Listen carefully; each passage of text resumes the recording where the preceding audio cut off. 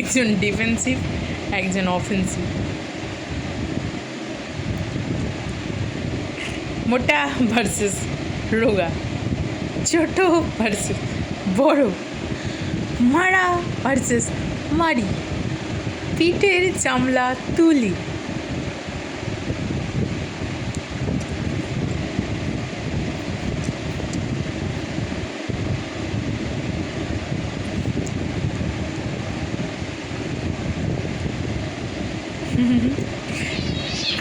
না,